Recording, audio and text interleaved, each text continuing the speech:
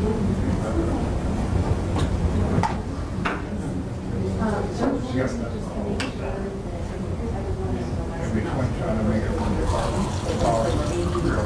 know some of the people might just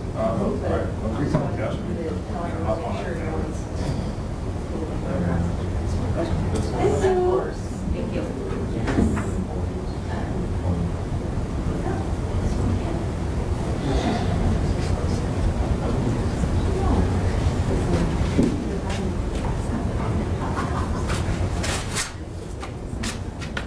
We have a second, and this is going to be really annoying. I have to figure out where this last one. So I think if as long as I know who this one is. I thought So that was ours. this is complete. I have these two. This one is completely empty. Oh, I write on mine. Yeah, it's on You mine. wrote on yours? Yeah, Okay, so I yours did not write on Mine's mine. missing. Oh, look. That is, as I might I have said, just- ours. Yeah, it's all great. Okay, so this one I thought was handed. I handed it to you. I'm pretty will sure throw I mine. gave Must- you both of ours. I wouldn't throw mine away. Okay. I got it. I must have it. I just Okay. Okay. I think I just Thank you. did it I just out want to or- make sure they're destroyed. That's my I only understand. concern. I will take care of it. Thank you. Figured out hours. Earlier. All rise. Court again in session.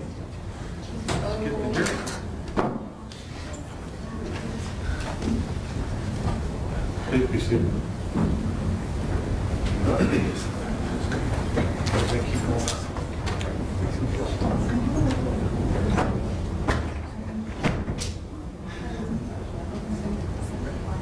What number we're up to?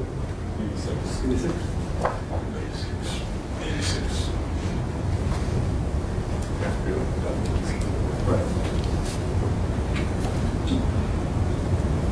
Next.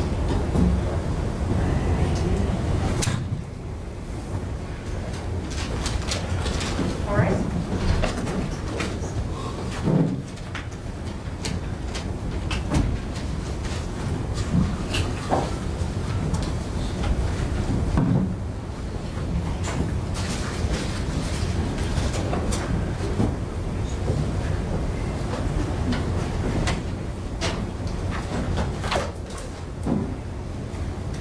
All right, thank you. Please be seated. It's hard to see when we last left off. I just went on. Case exhibit number 86. What are we looking at here, sir? Again, we're looking at the family room on the main level, to the right, or to the left of the hallway at the west end.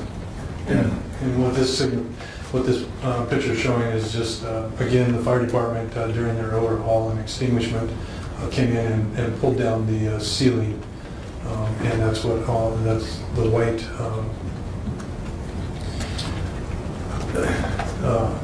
items that you see here. That's all blowing in insulation from up above. And the other significant thing that this points out to me, there's not a whole lot of fire at this end of the room, which indicates another type of movement pattern that I'm looking at. And just for our general information, what I'm looking at here is black. How are we to say that's not fire? This is produced by heat and flames, but it's charring to the paper on the gypsum board and charring to the wood structures that are in there. As opposed to what? As opposed to actual fire burning there. It's more heat related than it is actual fire. So the fire was near this area but was not originated here. That's correct. And all of this that's hanging down, your indication that was pulled down by the firefighters? That's correct. That's gypsum board that's still hanging from around there. Do you check the outlets and things of anything electrical in this room? Yes, I did. And did you find any accidental causes of fire in this room? I did not. Going to State's Exhibit number 87. I was standing looking, I'm in the family room looking, I turned around and now I'm looking towards the North Center dining room back here. This would be the east end of that family room. And what is significant here? Significant here, we have more significant fire damage This is the opening leading into the north dining room. Again, the burn pattern previously in Exhibit 85 that I showed you earlier. Another directional pattern. You can see the door frame itself. Majority of the door frame has been consumed up above here, and it decreases the damage as we move here, down here, and down here. You can see a directional pattern from fire venting out from inside the dining room into this living room. From what I could tell, this opening contained a sliding glass door. It was it originally led to the exterior prior to the addition of the dining room and the master bedroom and second floor. So where on the State's Exhibit 172 are you standing?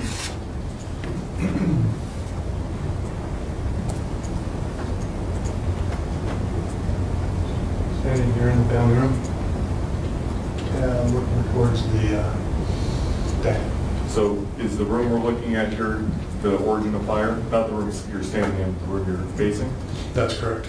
You indicated that this used to contain a glass door. A sliding glass door. Were you able to see evidence of the glass door being there, or how did you know that? May not be depicted in these photos, but the remains of the threshold are still there, and part of the aluminum framing on the bottom of the door frames themselves are still there. And then there was glass that had broken out. What happens to glass during fire? It fractures and shatters, depending on how much heat is applied to that. And does it melt and evaporate? Usually doesn't. The glass usually doesn't melt unless you have a really high temperature. But what does happen, it'll heat up the glass itself. It'll fracture when, in cases of firefighting, when you're applying cold water to a hot surface such as that, it usually shatters the glass. So the glass itself would be so hot from the fire that once the firefighters put water on it? That's one way that it'll break, or it'll fracture itself from just the heat. Are you able to see evidence of that when you're walking around doing your investigation? That the glass is fractured? Glass at all? Yes.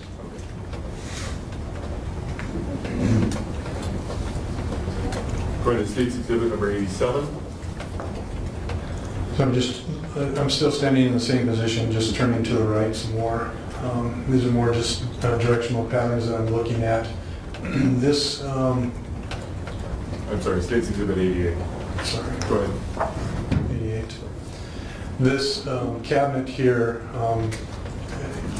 contained an aquarium that was sitting up on top of the cabinet.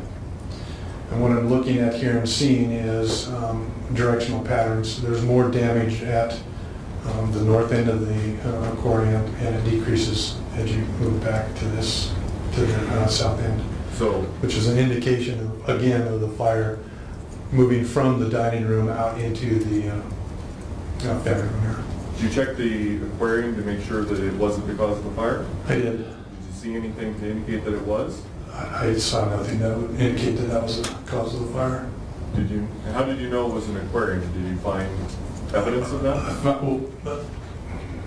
I did find evidence there. The glass, there's items that would be on the bottom of the tank. There's behind this area here, it's hard to see, there's a pump. There's an extension cord that run down below and then into an outlet over here. Going to State's Exhibit 89. That's just looking at the ceiling above that same area, entrance to the dining room from the family room. This is just showing, again, the gypsum board ceiling was in place at the time of fire and was pulled down by the fire department.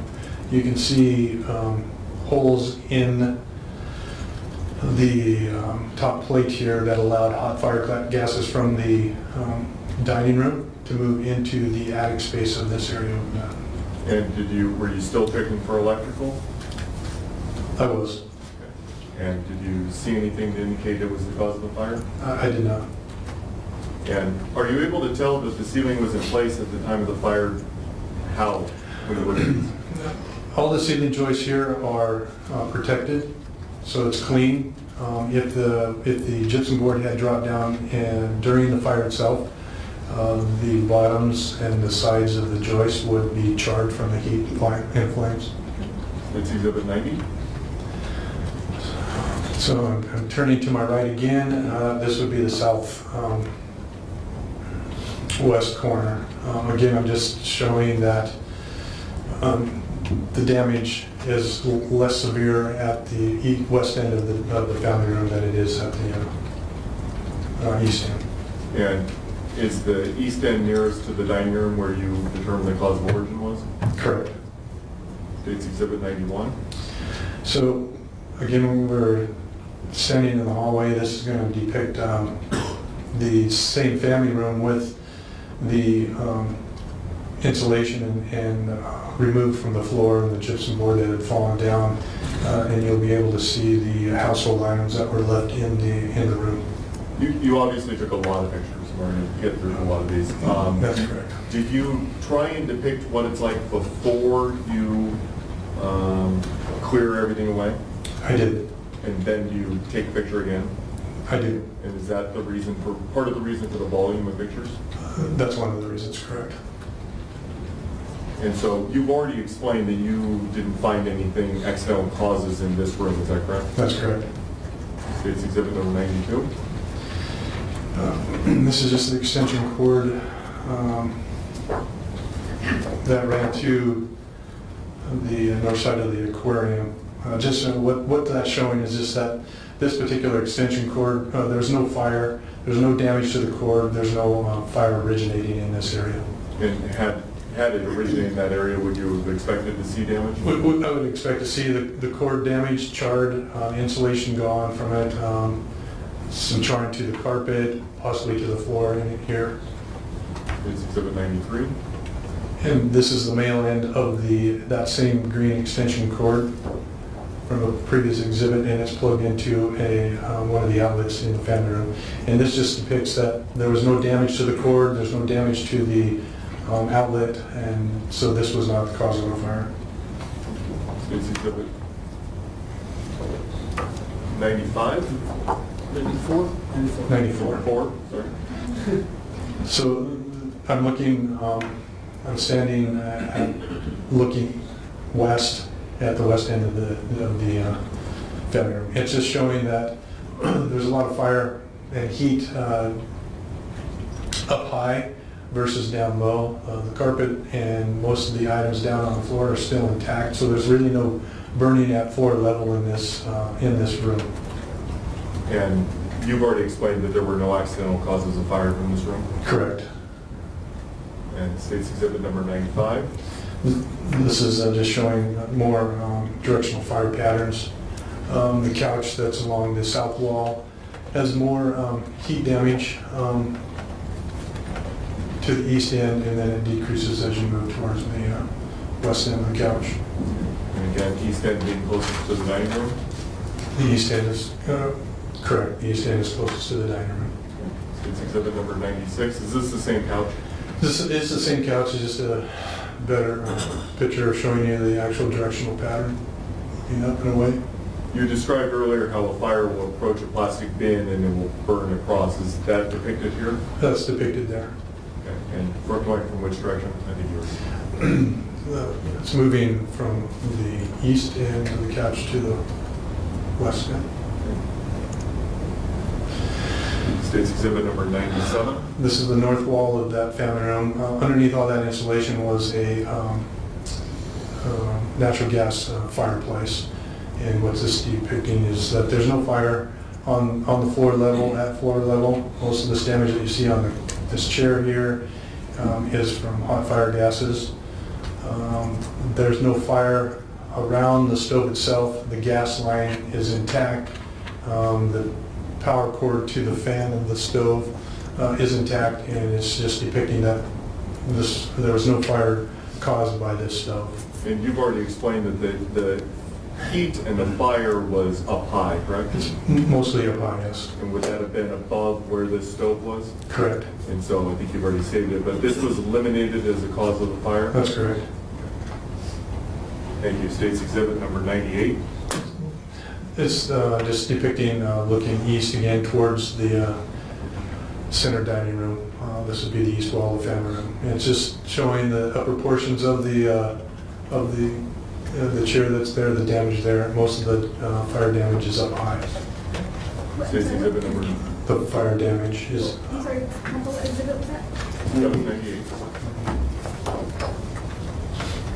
And now we've gone to Exhibit number 99. This one's depicting entertainment center at the west end. This is the remains of a TV. What I wanted to do is just eliminate that as a possible cause of the fire in that room, and that's what this is depicting. TV has fallen over. I think there's another picture coming up that would show the power cord to the outlet that is intact. There's actually no fire burn pattern in here. This is mostly heat and smoke damage. So in my opinion, there's no fire in this area that was caused by the TV. State's Exhibit number 100. This is the power cord to the TV and the outlets back there. Again, this is just smoke staining on the backside of the wall. Power cord's intact, no melting, no arcing, and no fire in this area. So is this eliminated? Just eliminating. State's Exhibit number 1. And now,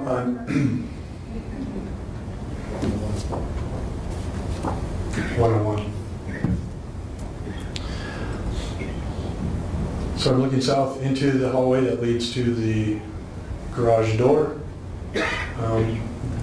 These particular shovels were not there at the time of the fire. Those were shovels that we used.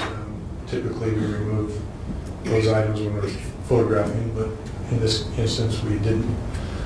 Or I didn't. But what this is showing is that the garage door, the line of demarcation, the door was closed at the time of the fire. And what door is this? This is a man door that leads from the hallway into the garage. Where the victim, Miss Welch, was found? I was. And so does this door lead to where she was found? That's correct. And your observations and investigation lead you to believe that that door was closed at the time? Based on the fire patterns that I see here. State's Exhibit number 102. We moved back out into the living room, and I'm looking north into the dining room, and it's just showing the floor. Once it has been cleaned from all the insulation, there's even the flooring in this area was wood flooring. It shows charring, even charring throughout the floor here, which is an indicator of radiant heat from the hot fire gases and flames that had entered this area during the course of the fire. There's also another directional burn pattern indicating that the fire movement is from the kitchen, moving from the kitchen out into the dining room area. And the kitchen leads back to the north center dining room. Where the origin of the fire Where was. the origin of the fire was. And is this the same stove you spoke of before, or is this new? This is a wood stove here, but it was not in use at the time of the fire that I could tell. Okay. So any indication that it was the cause of the fire? There's no indication there that this caused the fire. State's Exhibit 103. Mostly the same picture, just without the stove. It's hard to depict in this picture, but this table, this is the south end of the table, the leg. The north end has been consumed. There's heavy damage on this side of the wood tabletop itself, which is another directional indicator of which way the fire was moving into the dining room. Yeah. Is it all leading back to that origin? It's all leading back to the area of origin. Okay. State's Exhibit 104. This is the I'm looking into the main entryway with all the debris that was removed from the floor. You can see the heavy charring to the flooring. The actual, and I believe there's another picture here, shows this section here is the front door. This is the door handle. This is the one that was kicked in by the firefighter prior to him entering. It just shows the position of the door, that it fell early into the fire. State's Exhibit 105. We're in the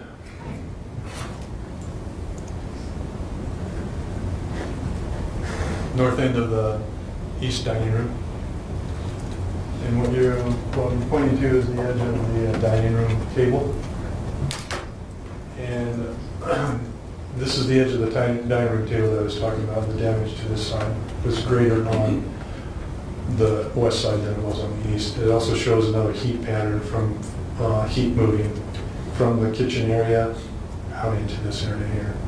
This charring leading up here is the entrance, or the stairwell leading to this floor. And again, based on your observations of the kitchen, the fire didn't start there, it just ended up there? Correct. Thank you. State's Exhibit 106. Just a clear indication of the direction of travel of the fire. This is the stairwell that I was indicating earlier. This is all insulation that's fallen down from the walls on the staircase itself and the ceiling. This is the entrance door to the master bedroom, which is under construction. This is a wine cooler. And examining that, the power cord, I don't believe is depicted in any of these exhibits, but the power cord was intact, and there was no indication that a fire actually originated within the wine cooler itself. Based on the directionality you're speaking of here, is there any indication the fire could have been started upstairs and then come around this corner? As you can see, there's more damage on this leading edge of the wine cooler that's moving in a direction up the stairs. Staircases are known, the way the fire travels is the least resistant. So any staircase can act as a chimney, create a venturi effect, where it's a venturi, and creating a fast-moving smoke and fire up into the upper levels of a structure.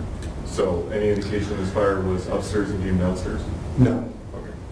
And as far as this wine cooler, we spoke about glass before. Did you find any wine in there? That I don't recall. I don't recall. Okay. State's Exhibit number 108. So I'm turned around and looking back into the living room from the east dining room. It's a better depiction of the edge of the table that I'm talking about. You can see how much damage, fire damage, is on this west side versus the east side here. Again, another indication of the fire moving from west to east, from the kitchen to the dining room. And I think you've already gone through this room as far as the electricity to make sure that it wasn't the cause of the fire? Correct. And was it? No. I'm going to go to the next exhibit. Can you tell me which one I'm on? Exhibit 108. Thank you. And what are we looking at here? I'm still standing in the east dining room. I'm looking west into the walkway into the kitchen area. And this is just a more clear indicator of the direction of fire travel moving up. It's licking around the corner and then moving up into the staircase here. so that's going up this way, where my pointer is that's the staircase? This is the opening to the staircase. Okay. And any indication the fire began here? No. State's Exhibit number 109. Again, this is just the it'd be the north end of the kitchen floor with all the debris that was removed. Again, we have the charring to the flooring moving from the dining room into the kitchen area. Most of the flooring is intact here, again indicating that the heat and fire was up high and there wasn't anything on the floor here. And moving direction from my right to the left? Correct. State's exhibit number 110. If you could go back to Yeah. 109, another indicator here is a little sharper or clearer. You can see this door frame leads to the dining room, the north dining room. The damage to the wall studs there is more severe on the dining room side versus although that was protected by sheetrock, you can still see the direction of travel. And that charring that we're seeing here, that damage, in contrast to the other rooms where it's just black. Correct. Thank you. State's exhibit number 110. Again, this is looking south into the kitchen with most of the debris removed from the floor. And Nothing significant here, just showing mostly that there was no fire down below the cabinet area. Most of the damage is up high. and down below would include, for instance, the dishwasher Correct. as an appliance that could start a fire. That's correct. State's exhibit number 111. A little bit better depiction of the refrigerator as far as the heat and the damage to the refrigerator. The grain is more high discoloration or heat discoloration for more heat, and the color changes as you move down to the floor, which is less heat down here. Just showing and another directional travel that way. It's exhibit number 112.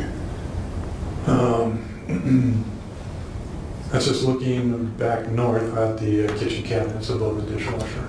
Is this a faucet? This is the faucet for the kitchen sink. State's exhibit number 113. Looking at the range again.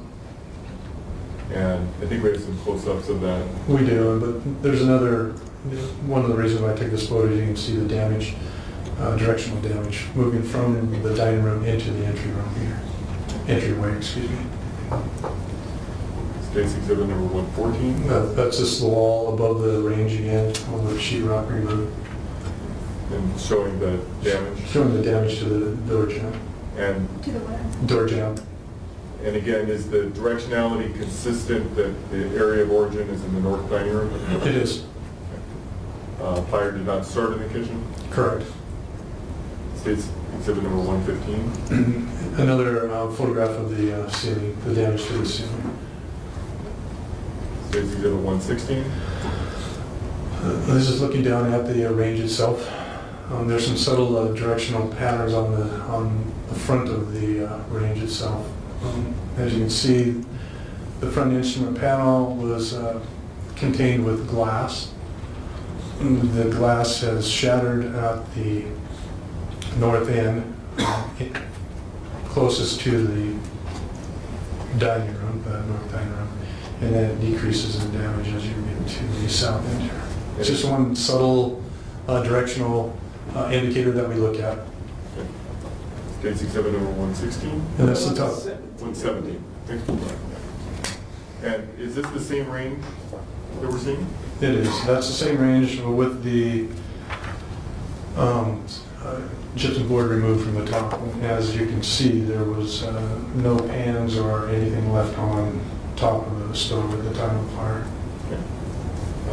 Anything unusual about the coils we see here that would indicate that a fire originated here? No. State's exhibit 118. This is behind the stove. This is just indicating that there's no fire behind the stove. You'll be able to see in the next exhibit, this is the power cord to the stove. This is the outlet for the power cord. When we tilted the range backwards, the insulation on the power cord was melted to the stove frame itself, and it just disconnected itself. But you can see that there was no damage to the male spades here or the outlet. So the fact that it was melted didn't indicate to you that the fire started there? No. Okay. State's exhibit number 119. Correct. 119. So this is a close-up. This is the power cord. The insulation is just stuck to the back of the framing. The male spades are intact and they are clean, which indicates that it was in or plugged in at the time of the fire. There's no smoke staining or anything that indicated that it was unplugged at the time. And there's no fire back here at the outlet itself. So were you able to eliminate this as the cause of the fire? I did. It's exhibit number 120.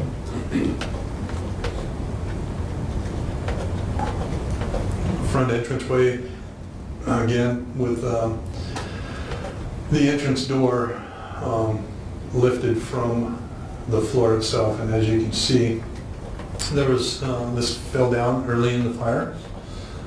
There's no gypsum board or insulation below the door. The door was hot from hot fire gases, of course. This boot was melted to the door, but you can see how clean it is, so there was no fire originating in this area at the time. It's exhibit 121. Just a close-up of the interior side of the doorknob and the locking mechanism. This is a deadbolt. The deadbolt is detracted, so from what I'm looking at there, that the deadbolt was not locked at the time of the fire. It's exhibit 122. This is the countertop in the kitchen, the refrigerator here, with the insulation and everything cleaned. We have a microwave oven. I believe this is possibly a coffee grinder, and then this is a coffee maker here. All things electronic? All electronic, and there'll be some other pictures that show the power cords to them. Another directional indicator here, fire moving on this, looking around the refrigerator. Impinging more on this end of the cabinet as it's moving away from the dining room out here. This is the outer edge of the cabinet. So it's exhibit 122. Looking down on the kitchen cabinet. 123. 123. Again, this is the coffee maker. There's really no damage or heat damage to the countertop. There's power cords intact on what I believe to be a coffee grinder. And there's no fire patterns. Usually if the plastic, if the fire originated in one of these two appliances, we should have some type of what we call a V pattern or burn pattern. And a V pattern is just what it is. It's in the shape of a V. And it would show that burn pattern up against the sheetrock itself to say, okay, well, this is pointing back towards the coffee maker or the grinder, and this is where the fire started. But however, there's nothing here to indicate that the fire started here. Sort of like a giant arrow saying this is where the fire started? Correct. And did you see that? No. Did you see exhibit 124? So this is the south end of the cabinet on the other side of the kitchen sink. This just indicates that there was nothing plugged. This is a duplex outlet. Nothing was plugged into it at the time of the fire.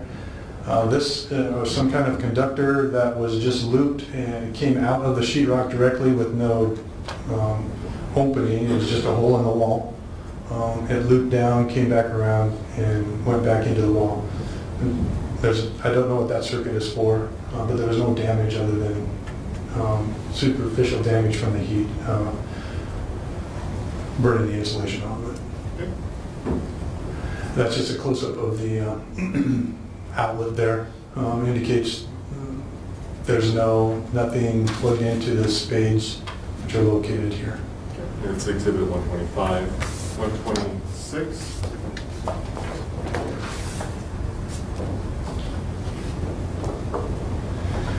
This is a close-up of the coffee maker. Power cord to the coffee maker. You can see that the insulation from the heat has been melted, but there was no marking to the cord. It's plugged into the outlet here. It is mostly intact, which is an indication that there was no fire originating from the outlet or the power cord there. 127. Again, the power cord to what I believe is a coffee maker shows that the cord is intact. There's some impingement of some heat damage here, but there's really no marking that would suggest to me that this was the cause of the fire. 28. This is the outlet behind the microwave oven. This is the power cord for the microwave. It's kind of hard to see. It runs this in this direction and back into the wall. mostly intact. Minor removal of the insulation. The cord's still plugged into the duplex outlet here. This is another one of those circuit that's similar to the one that was at the other end of the countertop, where it just comes out of the gypsum board, makes a loop, and then back into the wall. 129.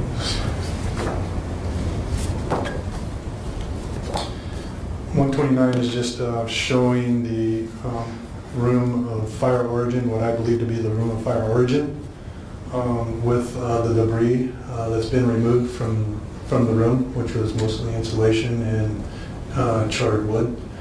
As you can see there, the room is void of any furniture, appliances, or anything as far as a fire fuel load goes. And this is in contrast to the other rooms where we saw couches and things like that? Correct. And where is this origin here? So, I'm standing at the south end of the dining room, looking in between these wall studs. And are you able to tell in general where in this room the fire started? I don't have an exact point of origin inside the room.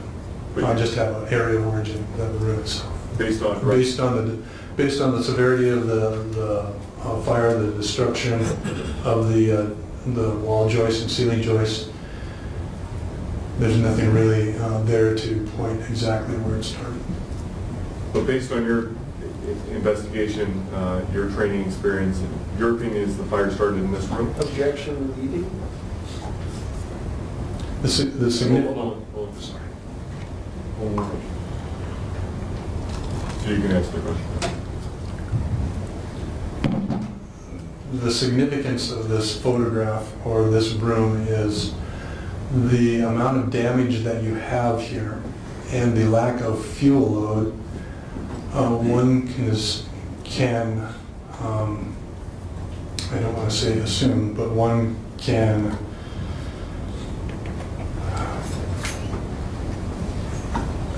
let me rephrase that. So because there is no fuel load in the center of the room, or there is nothing in the room itself that would have caused the fire, to get this amount of damage, something needed to be added to the room in order for it to cause this amount of damage. You talked earlier about process of elimination, correct? That's correct. Had you eliminated all the other rooms as the possible cause where the fire began? Objection is the form of the question about cause related to his testimony. Rephrase. Had you eliminated the other rooms as the origin of where the fire began? I did. Were you able to eliminate this room as the origin of where the fire began? I was not. Was there any accidental cause of the fire found in this room?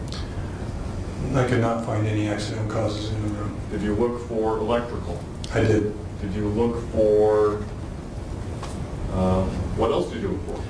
Well, as you can see by this, the only accidental cause associated with this room would be the electricity or the electrical branch circuits within the room. Branch circuits? Branch circuits. And there's nothing else in there for an accidental cause that I can see. And when you talk about fuel, what do you mean when you said there's no fuel in this room? So, if we could go to Exhibit 130. The only type of fuel that I did find within the room was cardboard box. The box is not very large. It's mostly in the center of the room. The ignition of this box and letting it free burn would not have sufficient amount of fuel to ignite the walls or the ceiling. the box itself would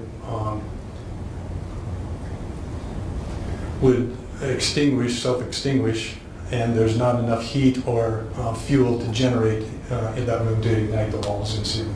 So if I took a cardboard box, placed it in this room, and then lit it on fire, could it cause what we've gone through in these 80-plus pictures? Not in the center of the room. And is that where you found the box? That's where I found the box, sitting right there. That's the remains of the bottom of the box. Is there any other fuel source anywhere in this room? No, well, there was some 2x4s that were laying against the wall here, mostly surface burned, What do you mean by charring, surface burn? just charring to the outer surfaces of that. But there's nothing accidental, and the wall studs don't self-ignite. There's nothing there for them to self-ignite.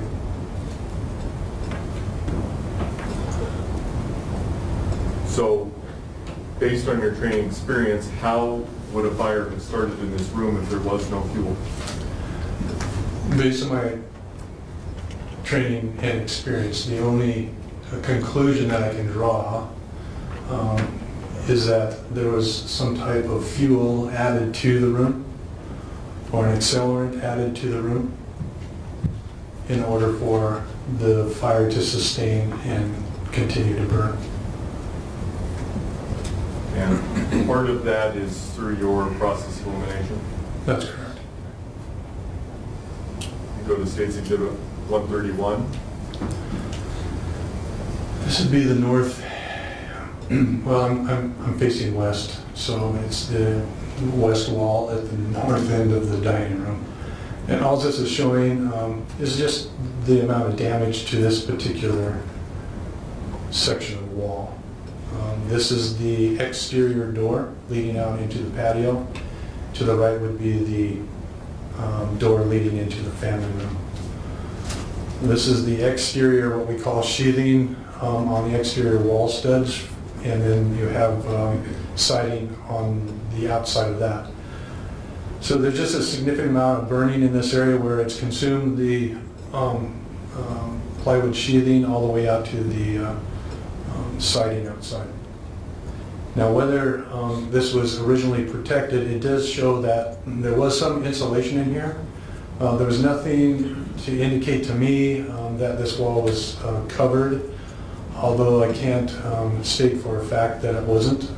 And the reason why I say that is there was no nails that are usually left during the course of a fire that would indicate that something is attached to the wall studs. And you would expect to find that? I would expect to find that. State's Exhibit number 130, you're not telling me. Or Two. Apologize. 132. 132. So I just turned around and I'm looking at the east wall at the north end. Again, the exterior door leading to the patio. This shows the insulation has been removed in between the wall studs. Another branch circuit that's running down here, and what I'm trying to show, and I think there's another photo of this later on, just shows that there was nothing, no duplex outlets there to indicate that anything was plugged into this wall circuit. Going back here for a moment, you have determined this is the origin of fire, correct? No, what I've determined is that this room is the origin of fire. I don't have an exact point of origin. Okay. And the reason for my looking at this is to show the room is void of any combustibles. Basically, the only thing that I see there is the cardboard box. I don't see any other type of fuel package that would have been there to propagate the fire. And when we go forward, here, we'll do this for a second. Do you do this investigation that we've extensively gone through for a while now, throughout the entire house? Yes. Did you also go upstairs? At the time, on the 18th, I did not. I did go upstairs. Yes, I did go upstairs. But when? After we had excavated done all the overhaul of all the rooms that we had just depicted in my photographs, and it was towards the end of the day. In comparison to the first floor of the house, what was the damage to the second floor? The second floor was a very minor damage, fire damage. Did you find any evidence that the fire originated there? I did not. Did you find any accidental causes of the fire up there? No. Had any rafters or beams fell from the second story? No.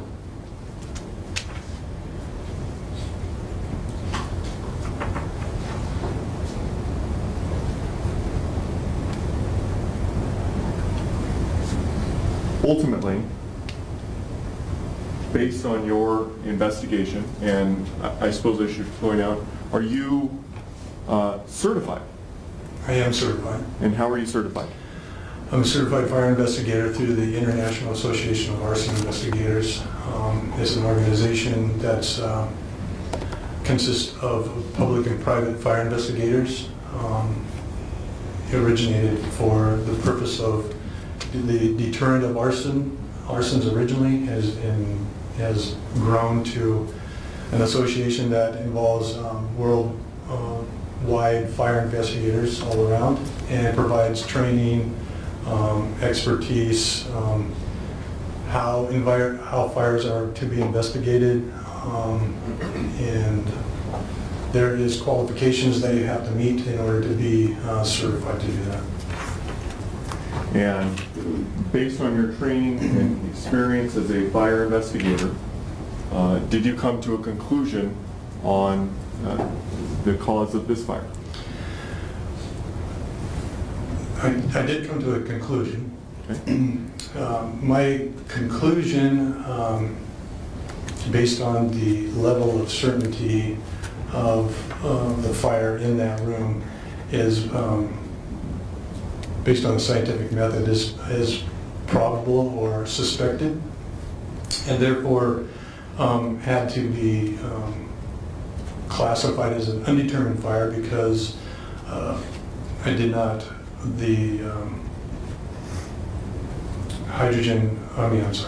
hydrocarbon detector did not pick up anything physical that I could collect. I didn't actually see or find the actual ignition source in there.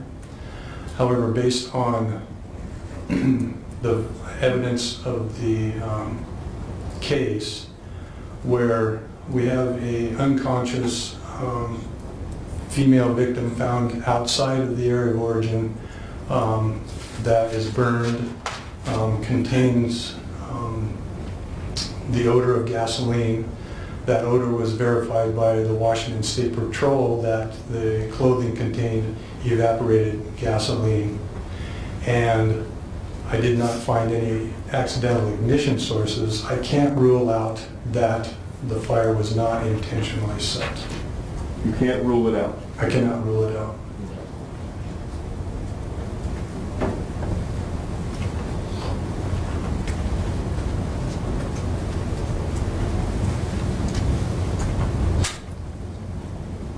Describe when you did the testing of, I know you did a little bit on the clothing. I believe it was on November 18th. Myself, Detective Jorgensen, Inspector Jerry Job, and Inspector Brian Youngman went to the Lynnwood evidence unit. Detective Jorgensen checked out the evidence in the case, and what we did at that point in time, we were trying to determine for sure. All we had was just the initial statements from the paramedics that they smelled gasoline. So in order to corroborate that statement, we decided that we should go and use my hydrocarbon detector on her clothing to determine to see if it would alert to ignitable liquid. Once we arrived at the evidence locker, signed in, recovered the clothing. Clothing were secured in a plastic arson bag and sealed. And what I did was take my hydrocarbon detector, which is a small portable detector. It measures about 5 inches square. It's a non-calibrated electronic device that you purge or clear prior to trying to detect anything. It has an indicator light. You stand clear of any kind of hydrocarbon that it might detect. It'll clear the sensors. A green light will come on and indicating that it's ready to go. And then it has a coiled extension cord with a sensor at the bottom of it. And once the detector is cleared and is in the on position and ready to go, what we did was we snipped off the corner of the, I believe it was the corner of the bag, small opening enough for the sensor to, for me to insert into that opening. And as we opened the bag, you could immediately smell what I known as, or perceived and known as automotive fuel or gasoline. And then inserted the sensor, and the detector alerted right away. And so we closed the bag back up, and we did that for all of our clothes. And did it alert on all of her clothing? And it did alert on all our clothing. Did that go into your conclusion that an intentionally set fire could not be ruled out? It did, because you normally don't find gasoline on somebody's clothes, number one, inside the house. And you don't find, and normally, in this case, the person, Brenda Welch, had injuries, burn injuries, and lacerations to her head and unconscious and full of gasoline. One could conclude that a fire was intentionally set. We've been talking about process of elimination. Correct. Were you able to eliminate all accidental causes of fire to this house? In the room of fire origin, yes. Could you rule out an intentionally set fire? I cannot rule out an intentionally set fire. Hey, Das, I need you to the restroom. Can we take a break? Great. Let's take about a 5-minute break. Right? If you put the cover over your notebook, please take those back with you to the jury room.